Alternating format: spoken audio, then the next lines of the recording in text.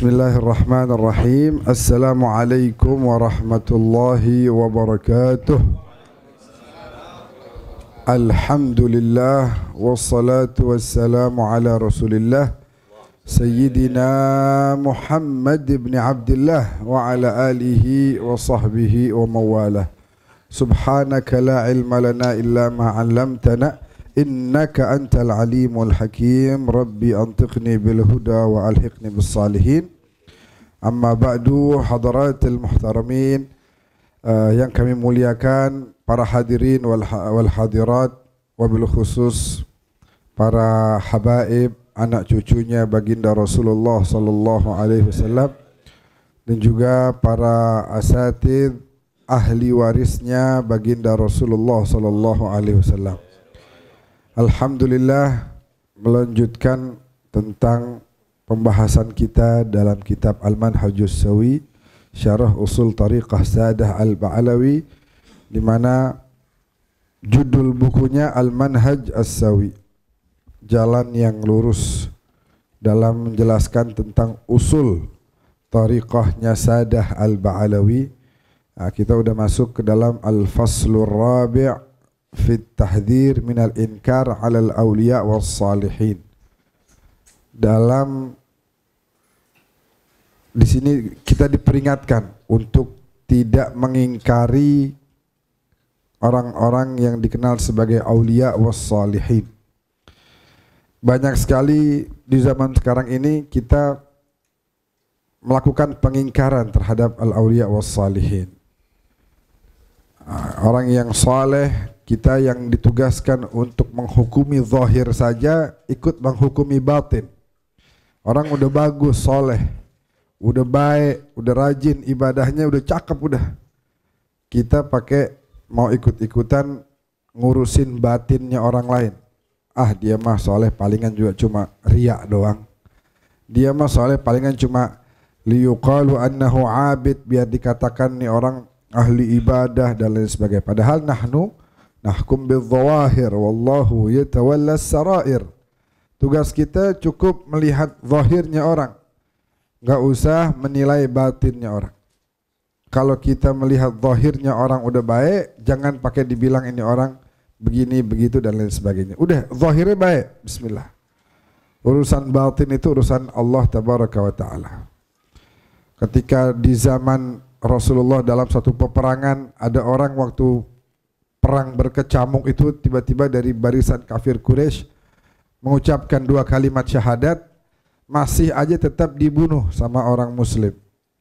Begitu dia balik, lapor sama Nabi, ya Rasulullah, masa tadi ada orang begitu saya mau perangin dia baca syahadat, dia pikir saya bisa dikibulin kali, langsung saya tusuk dia ya Rasulullah.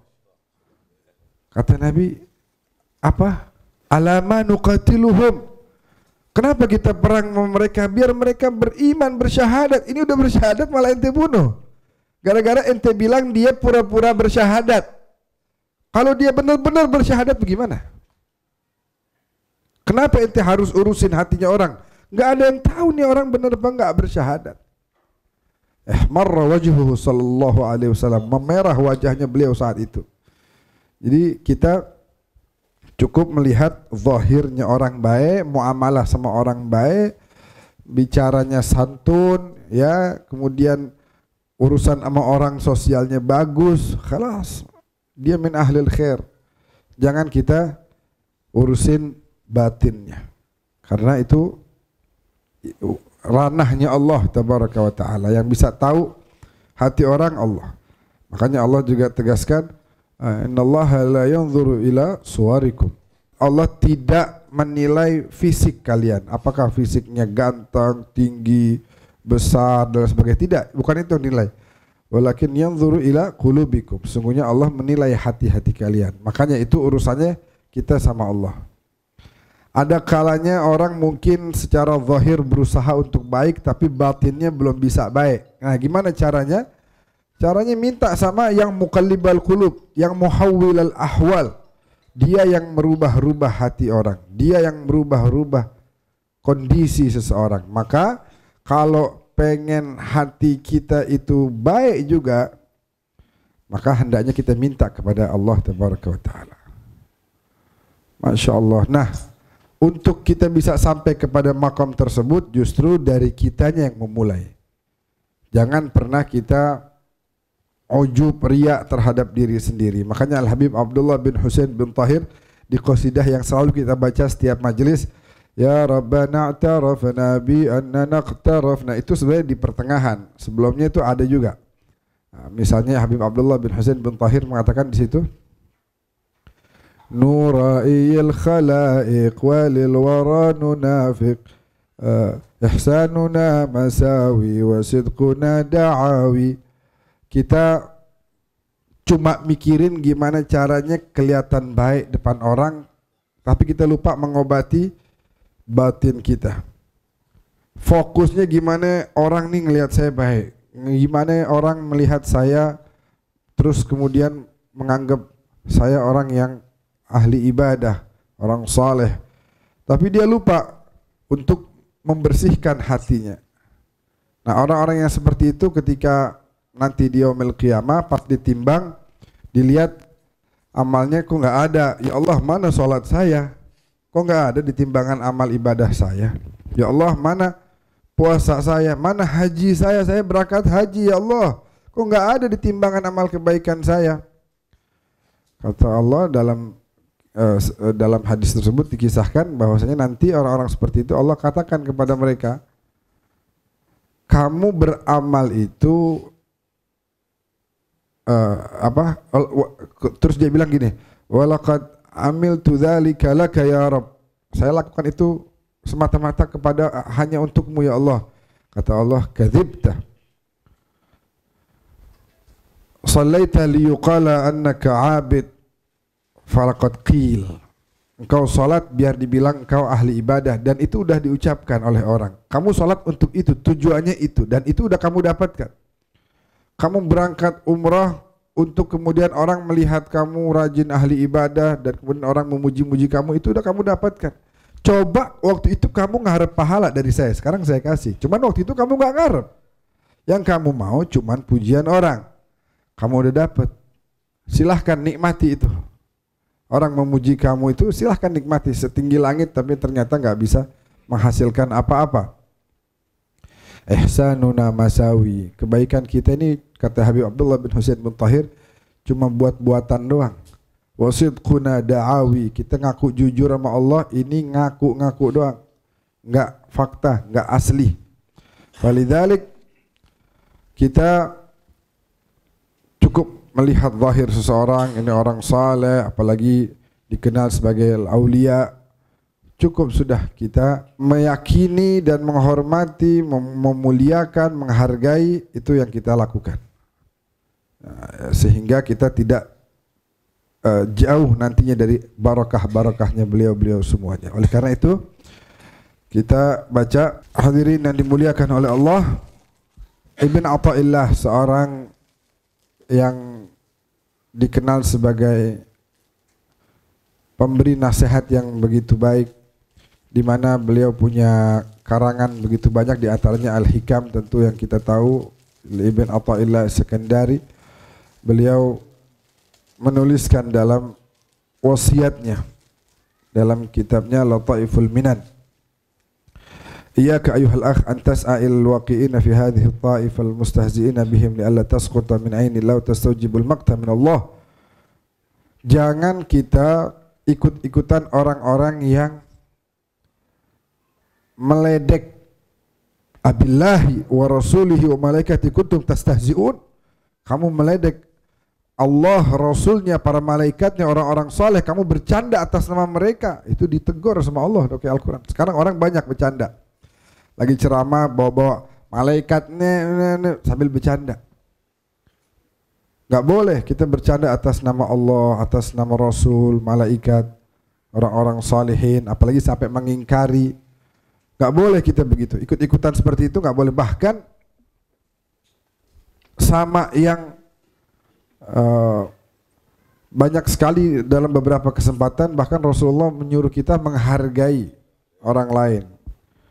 Anda ingat waktu ngaji kitab ini sama Habib Abu Bakar Al-Attas, beliau bilang bahkan Rasulullah menyuruh kita menghormati Di antaranya waktu perang Badar ada satu di barisan musuh namanya Ibn Bakhtar. Nah, Ibn Bakhtar itu kemudian Rasulullah ngelihat, Rasulullah kabarin satu sahabat, annaka satuqabiluhu fi ma'rakah. Kamu nanti akan berhadapan sama Ibn Bakhtar, jangan kau bunuh dia. Karena dulu di zaman kita sulit, Bani Hashim itu di apa namanya dulu tuh? Di embargo. Beberapa tahun gak ada yang mau urusan sama Bani Hashim, urusan kerjaan gak ada, sehingga sulit mau cari rezeki, sulit mau makan. Itu Ibn Bakhtar ini bantu, padahal dia bukan orang yang beriman kepada Nabi, tapi dia bantu makanan, termasuk di antara keluarganya Nabi. Nah, Nabi bahkan suruh kita menghargai orang-orang seperti itu. Ada lagi misalnya Hakim bin Hizam, ponakan dari Sayyidah Khadijah, yang mana banyak sekali dia membantu Bani Abdul Muttalib dalam beberapa kesempatan. Itu Nabi hargai. Maka dari itu kalau seandainya kita diperintahkan untuk menghargai orang-orang yang sebenarnya belum masuk ke dalam Islam, apalagi kita terhadap kaum muslimin, aula, tentu lebih utama kita memuliakan mereka.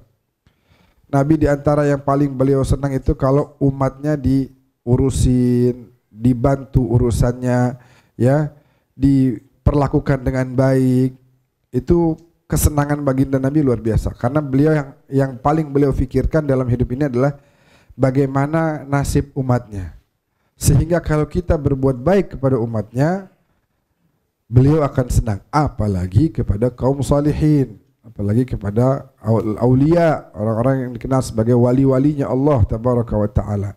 Banyak sekarang kita hidup di zaman nih di mana orang-orang yang masya Allah salihin, aulia, ada beberapa perilaku mereka yang mungkin secara zahir seperti kita nggak cocok, nggak sesuai, lalu kita ingkar kepada mereka. Jangan. Maka dari itu orang-orang yang ahli ilmu zahir, ahli ilmu syariat, yang tidak memiliki dasar dalam ilmu hakikat, itu seringkali jatuh pada kesalahan ini. Bisa dibayangkan gimana kalau mereka ketemu sama Nabi Allah Khidir, yang ceritanya dituliskan dalam Al-Quran. Nabi Musa lagi bareng sama Nabi Khidir berdua, tiba-tiba Nabi Khidir bunuh orang. Tiba-tiba Nabi Khidir bocorin kapal orang di laut. Ini kan kalau ukuran akal kita, ini perilaku yang salah. Ini perilaku yang tidak benar. Itu secara ilmu zahir, ilmu syariat. Tapi mereka lebih dari itu. Mereka disebutnya menguasai ilmu hakikat. Mereka yang disebutkan orang-orang yang menguasai ilmu hakikat ini terkadang melakukan perilaku-perilaku yang secara zahir kita nggak cocok. Banyak sekarang nih contohnya ya. Ada Al-Habib Fulan bin Fulan, wali min auliaillah, tapi perilakunya dalam beberapa kesempatan kok kayak gini gitu. Nah itu jangan kita ingkari. Karena mereka memahami tadi ilmu yang namanya ilmu hakikat. Nabi Khidir ketika bunuh anak kecil, Nabi Musa protes, kata Nabi Khidir, kamu nggak tahu ini anak, ntar kalau udah gede bakal jadi anak yang durhaka, nyusahin, nggak benar. Saya bunuh, nanti biar Allah gantikan untuk kedua orang tuanya anak-anak yang lain yang soleh. Ini kapal saya bocorin sebab di sono nggak lama lagi ada yang mau datang. Kerjaannya nyuri kapal-kapal, tapi kalau kapalnya ada bocor, pokoknya ada yang kurang gitu, dia nggak curi. Nah, saya pengen nyelamatin nih yang punya kapal, makanya saya bocorin. Jadi hal-hal seperti itu yang kelihatannya seakan-akan salah, tapi kita yang nggak tahu, kita yang nggak sampai. Walidzalik perlu husnudzan dalam hati, husnudzan billah wa bi ibadillah.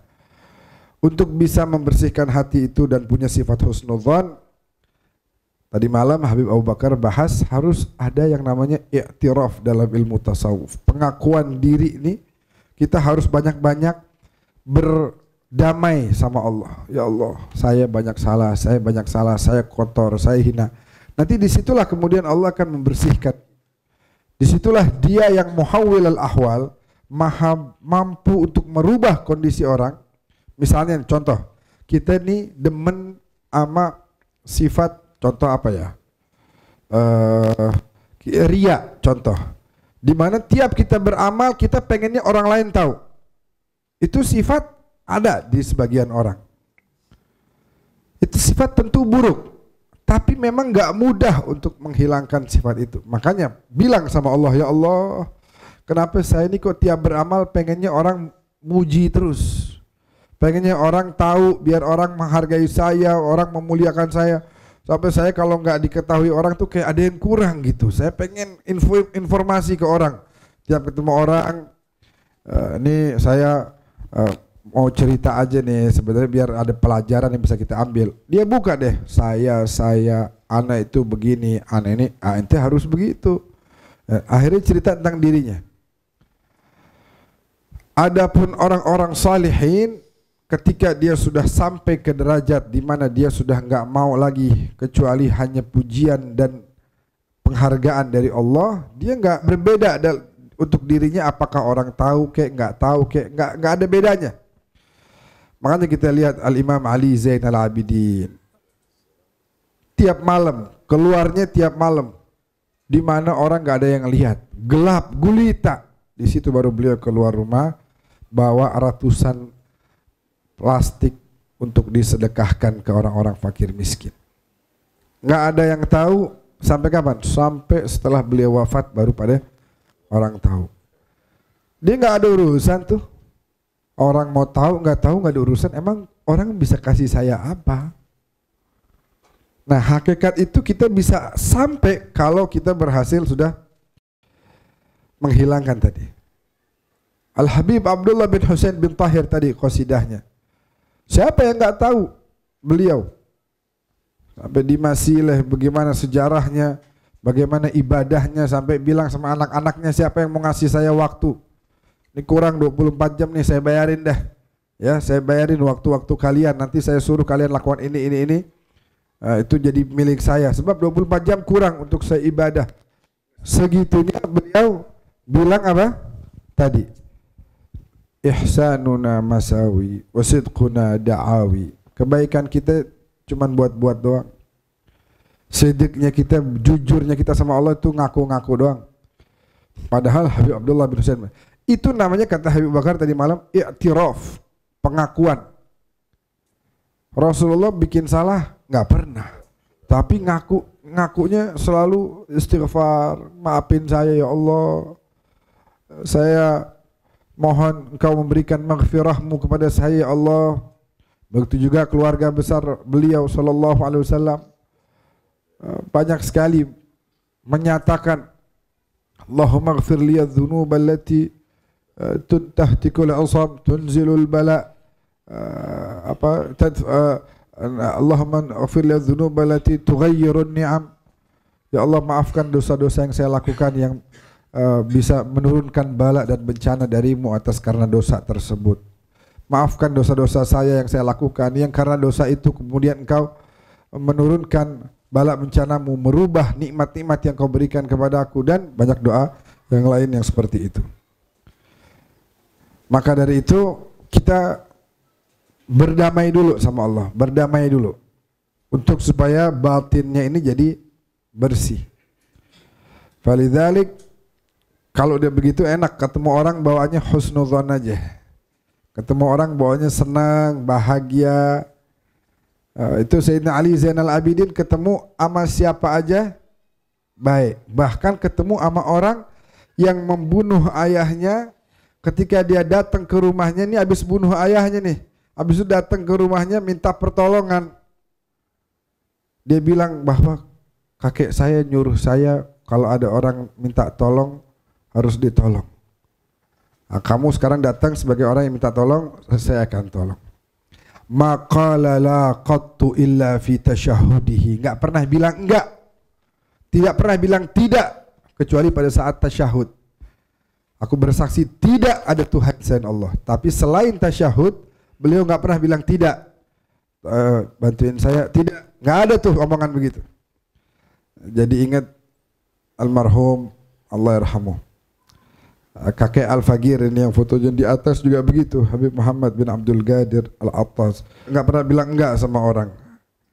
Jadi kalau ada orang datang minta tolong, ya khair, marhaba, naam, ahlan wa sahlan. Nggak tahu apakah beliau lagi dalam kondisi lapang atau sempit, pokoknya nggak bilang enggak gitu, iya aja. Masya Allah. Tasyahud, Sayyidina Ali Zabidin bilang tidaknya hanya pada saat tasyahud aja. Sehari-hari orang bilang apa, iya, orang minta tolong apa, iya. Nah, itu perlu yang namanya pembersihan diri.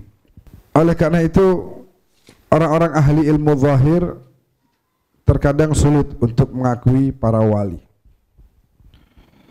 Sekarang misalnya ada orang besar, cuma gara-gara beda dalam kelompok kita nggak mau ngakuin.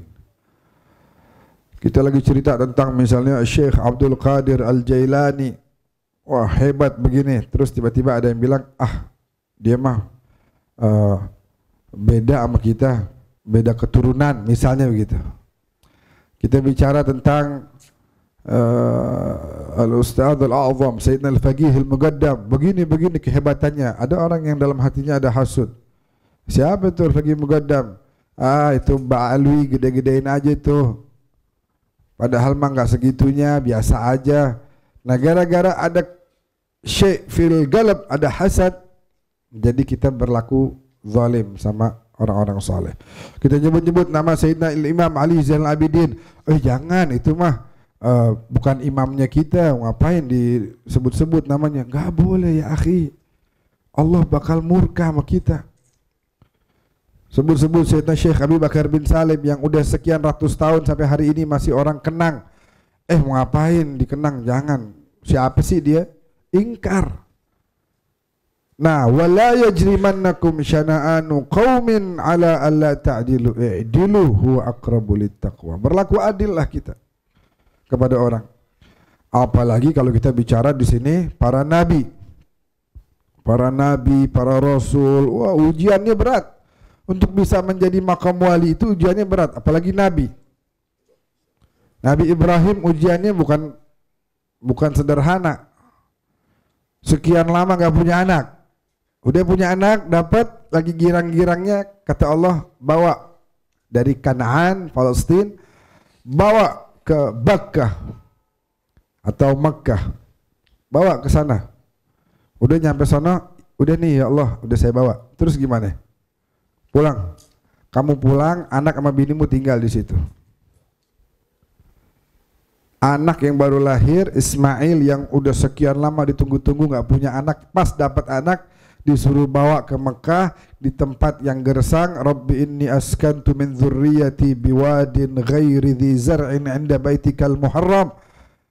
Di tempat yang kering kerontang, tempat yang nggak ada tumbuhan di situ, bahkan air juga nggak ada.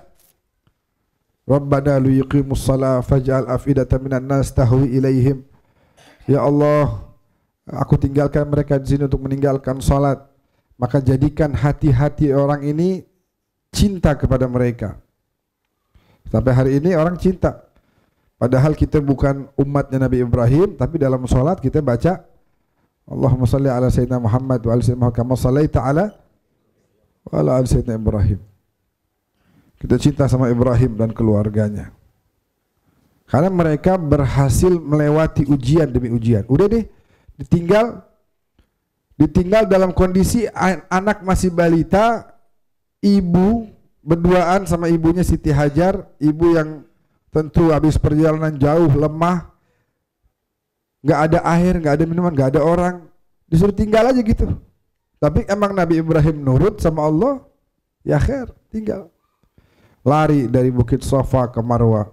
Dari Safa ke Marwah itu jaraknya kurang lebih 400 meter. Dari Safa ke Marwah nyari air. Ini Nabi Ismail lagi nangis aja nih, minta air, minta minum. Mau nyusuin udah nggak ada susunya, udah kering juga.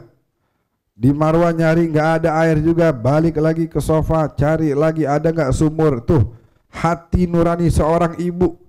Biar kata tadi udah cari di sono nggak ada, dia cari lagi ke sono, masih cari lagi, balik lagi ke sofa, 7 kali keliling, 400 meter kali 7, hampir 3 kilo kurang lebih ya, 3 kilo. Seorang ibu yang lemah, yang capek, yang letih bisa untuk mencari usaha untuk mencari air untuk anaknya. Padahal akhirnya nggak di sofa, nggak di Marwah, nggak ada tuh air. Tapi karena ikhtiarnya Siti Hajar yang begitu luar biasa, akhirnya Allah berikan jalan, Allah berikan air yang menjadi keperluan mereka saat itu. Bukan dari sofa, bukan dari Marwah, tapi dari tempat Nabi Ismail lagi istirahat, gerak-gerakin kakinya, keluar tuh air dari situ. Yang sampai hari ini kita masih minum air Zam-Zam. Air Zam-Zam luar biasa. Air Zam-Zam itu, saya kemarin nih umroh yang terakhir punya satu jamaah sakit setiap hari harus minum sekian jumlah obat. Dia sampai di sono, rupanya saking senengnya, saking euforianya, saking bahagianya, dia sampai lupa minum obat. Jadi selama di sana sehari, 2 hari, 3 hari, dia benar-benar lupa minum obat. Tapi selalu sering ke masjid dan selalu minum air Zam-Zam. Begitu hari kalau nggak salah ketiga, kebetulan sekamar sama saya, lagi buka-buka koper, ya Allah, obat, saya lupa minum. Biasanya kalau saya nggak minum sehari aja saya udah tepar, udah lemes saya. Tapi minum air Zam-Zam tiap hari ini tubuh saya fit, sehat. Bapak-bapak pernah lihat nggak ada orang jualan botol minum segini, warnanya ungu tuh, apa namanya, Milagros, botol minum segini gitu, Milagros ya, benar ya? Berapa harganya Milagros? 30.000 ya? 30.000 satu botol minum. Kenapa? Karena memang air yang berkualitas itu betul-betul terasa manfaatnya dalam tubuh. Ini dia nih, teman-teman saya ini, jamaah saya, sampai gini hari tiap hari minum Zam-Zam. Udah lupa sama obat udah. Ini udah pulang dari bulan apa terakhir tuh ya? Saya berangkat Syawal, itu Syawal nih, Syawal, Dzulqa'dah, Dzulhijjah, Muharram, Safar. Ini udah 4 bulan selalu pesan sama saya, Bib, kan di Condet banyak Zam-Zam tuh, tolong saya mau pesan Zam-Zam. Kalau pesan tuh yang 5 liter 20 botol begitu, yang 5 liter gede 20 botol. Kenapa? Karena dia merasakan betul manfaatnya air Zam-Zam. Ini tubuh nih semua nih, waja'alna minal ma' kulla syai'in hayy. Tubuh ini akan lancar, peredaran darah akan bagus, akan sehat ketika airnya berkualitas, pH-nya tinggi dan lain sebagainya. Dan tidak ada air yang lebih bagus daripada Zam-Zam. Mau Milagros, mau merek-merek apa itu yang lain-lain, itu kalah semuanya. Subhanallah. Maka dari itu air Zam-Zam keluar dari kaki Nabi Ismail. Cari di sono di mari nggak ketemu, keluar dari kaki Nabi Ismail. Wa may yattaqillaha yaj'al lahu makhraja, pasti ada jalan. Wa yarzuqhu min haitsu la yahtasib, dari arah-arah yang kita nggak kira-kira. Nabi Ibrahim udah nih, udah lama kangen sama anaknya. Mau ke Mekah lagi mau lihat anak saya kali udah gede kali. Sampai Mekah Nabi Ismail udah jadi remaja. Masya Allah, Ismail temu kangen nih, temu kangen, pelukan. Gimana ceritanya? Gimana hidup di sini? Ada siapa aja, kenal siapa aja, begini segala macam. Malam tidur, pas tidur dimimpiin Ibrahim sembelih itu anak. Ya, kalau modelan kita sih ngambek tuh. Ya Allah, ini gimana sih? Udah dah, saya balikin dah nih. Imamanya, sorbannya saya balikin. Udah dah, nggak usah jadi nabi lagi dah. Capek, nggak kuat. Tapi Nabi Ibrahim begitu dapat perintah, sempat tanya sama anaknya, Inni ara fil manam anni adzbahuk. Saya disuruh oleh Allah, diperintahkan sembelih kamu. Qala ya abati fa'al ma tu'mar. Anaknya juga soleh. Lakukan apa yang kamu diperintahkan oleh Allah untukmu, maka engkau akan dapati aku adalah orang-orang yang sabar.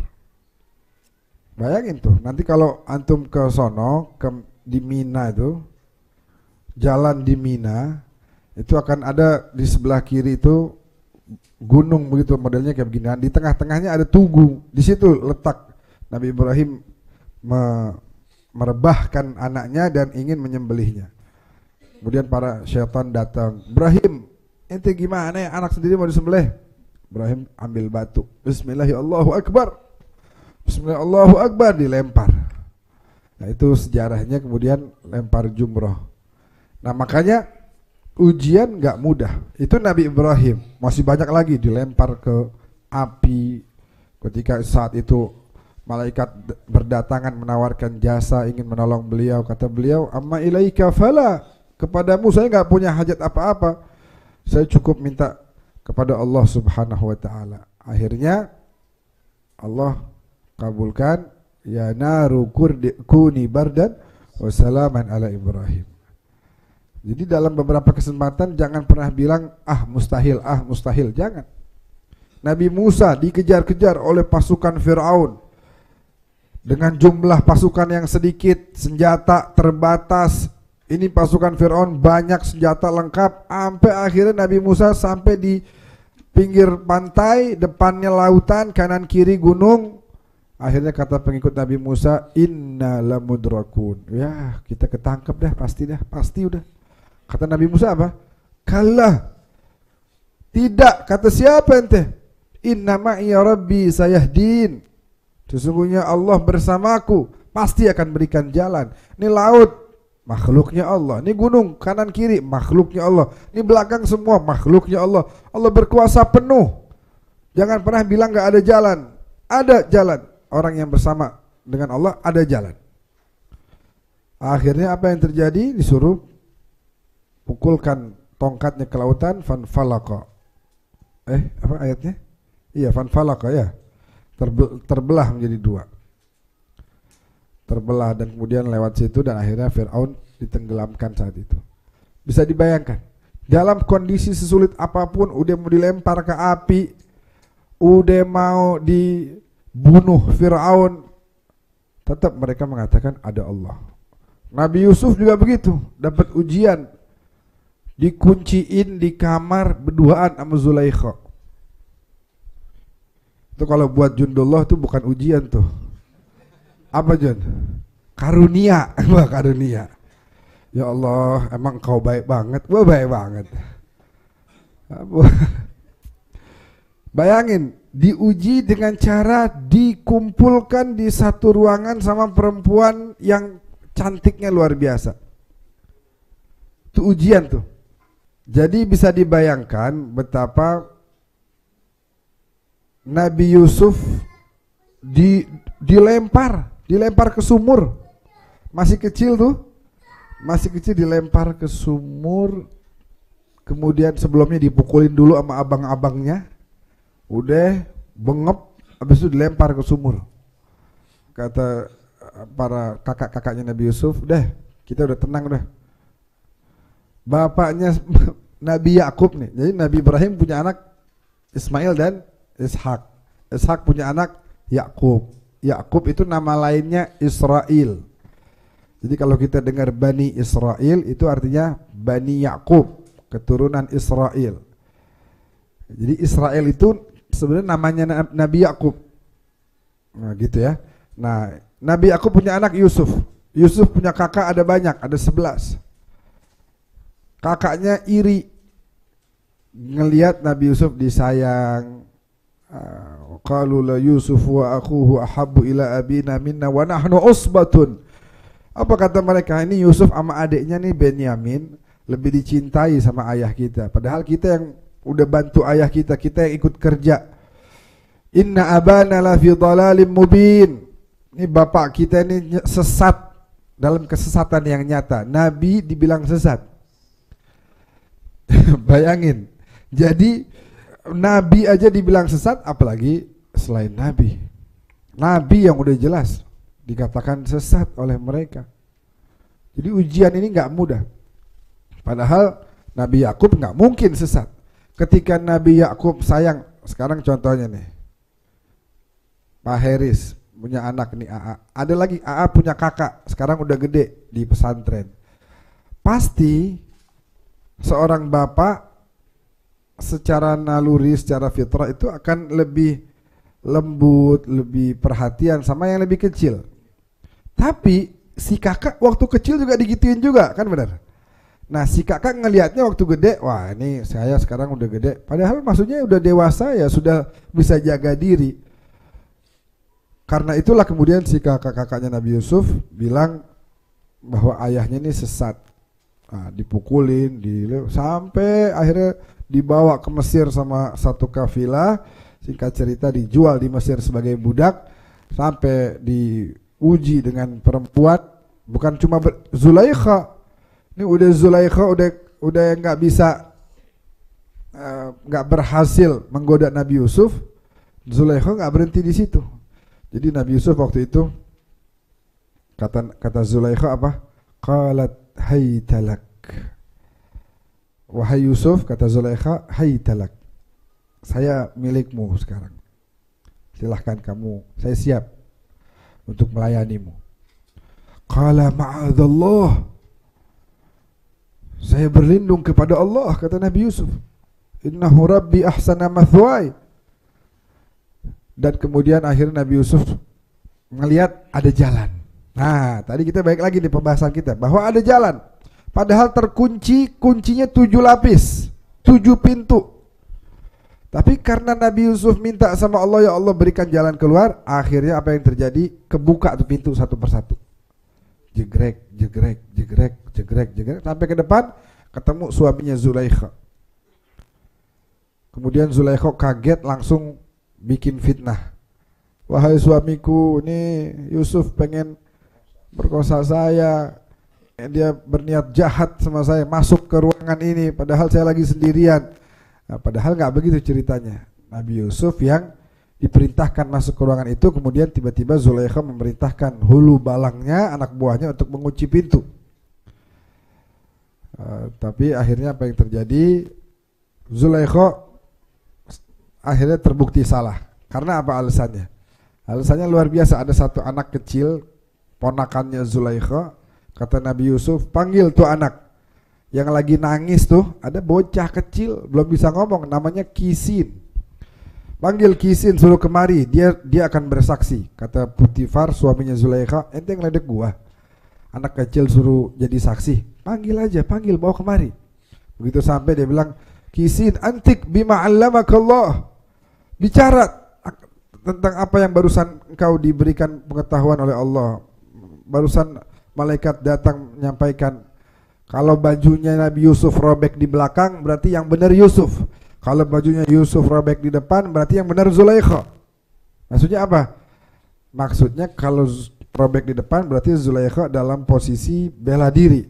Tapi kalau robek bajunya Yusuf di belakang, berarti Zulaikha yang ngejar-ngejar. Ditarik-tarik Yusuf. Akhirnya dilihat bajunya yang robek belakang. Nggak berhenti di situ. Zulaikha akhirnya sakit hati karena orang-orang ngomongin semuanya. Qalu imra'atu azizin turawidu fataha an nafsi qad syaghafaha hubba. Ini perempuan istrinya si Azizu Mesir, bangsawan Mesir ini, godain pemuda di rumahnya. Akhirnya Zulaikha pengen buktiin bahwa Ana ini nggak salah. Gimana caranya? Diundang tuh perempuan-perempuan, dikasih hidangan buah dan pisau. Waktu udah dipegang, kata Zulaikha, Yusuf kemari, bawain hidangan saya. Karena Yusuf waktu itu masih menjadi budak, mau nggak mau harus nurut. Keluar Nabi Yusuf. Begitu keluar, mereka potong-potong jarinya. Waktu potong jarinya, Zulaikha sambil ngeliatin perempuan-perempuan. Lu baru ngelihat dia sekali motong tangan. Gue puluhan tahun tinggal serumah seatap sama dia. Gimana gue nggak mau ke goda? Lu baru sekali ngelihat langsung begitu. Qalu ma hadza basyaran. Qulna ma hadza basyar in hadza illa malakun karim. Mereka perempuan itu bilang, enggak, ini sih bukan manusia nih, ini malaikat nih. Begitu, ganteng luar biasa. Kayak Habib Muhammad Al-Habsyi nih, Masya Allah, ganteng luar biasa. Mudah-mudahan cepat laku nih, mudah-mudahan dapat solehah. Banyak sih yang mau sebenarnya, cuma beliaunya masih luar biasa bantuin orang tua, ada kerjaan, Masya Allah. Mudah-mudahan dapat jodoh yang solehah. Siapa yang nggak terpukau ngelihat ketampanan Habib Muhammad? Masya Allah, gobul. Jadi begitu, tuh perempuan motong-motong tangan. Zulaikha merhatiin, nah tuh lu baru lihat sekali udah motongin tangan. Gua bertahun-tahun tinggal seatap ngelihat nih wajah yang tampan. Ente masih mau nyalahin aneh? Akhirnya kata tuh perempuan-perempuan sepakat, Yusuf, lu kudu satu persatu kita didatengin nih. Harus nurut, kalau enggak kita bakal ngomong keluar bahwa kamulah yang goda Zulaikha di ruangannya. Waduh, gimana tuh? Ditawarin begitu gimana, John? Kudu datengin tuh perempuan satu persatu. Cantik-cantik ini, wanita-wanita bangsawan Mesir semua.